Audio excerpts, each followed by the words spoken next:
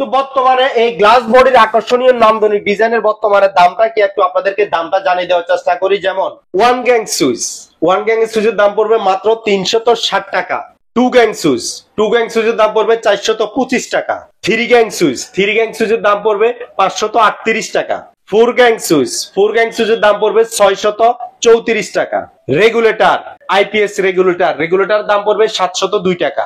AC সকেটের দাম পড়বে 528 টাকা। মাল্টি সকেটের দাম পড়বে 546 টাকা। ইউএসবি সকেট, সরাসরি ডাটা কেবল দিয়ে মোবাইলটা চার্জ করার জন্য ইউএসবি সকেটের দাম পড়বে 860 টাকা। হিটার, গিজার, এসি, মোটরের জন্য ডিপি সুইচের দাম পড়বে 595 টাকা।